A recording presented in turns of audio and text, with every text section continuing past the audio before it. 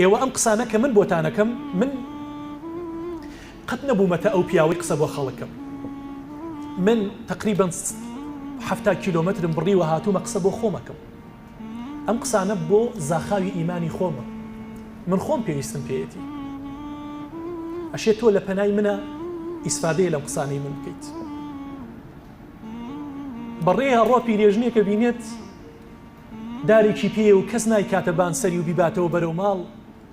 پێغەمبەری خوا صلی الله علیه و سلم ئەوەیە دارەکەی بۆ هەڵەگریەوە ئیکاتە سەر شانی خۆی لە ڕێگاڵێک کوڕە شرینەکەم نەسیحەتێکە بکەم پیاوە پێیا بۆ ناوی محەممەدی کوڕی عەبدوڵڵایە نەکەی دوای کەویت.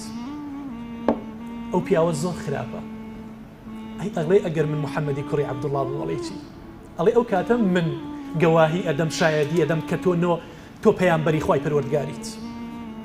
بۆیە ئازیزانم تەواوی شاری مەکە ئەگەڕێ ماڵ بە ماڵ کوچە و کۆڵان لەگەڵ ئەو هەموو ئەشکەنجە و ئازارەیە لە ماڵی ئەرقەمی کوڕی ئەبی ئەرقەمە شەوانە لەوێدا ئەنیشێ سەرەتا تەنها ئیمامی ئەبوو بەکری لەگەڵایە، پاشان ئیمامی عەلی زیاکات گەنجێکی تازە هەڵچوو، پاشان موسعەبی کوڕی عومەیری نازدار، پاشان عەبدوڕەحمانی کوڕی عەوف، پاشان زوبەیری کوڕی عەوام، پاشان ئەبوو عوبەیدەی کوڕی جەڕاح، پاشان سەعدی کوڕی ئەبی وەقاس.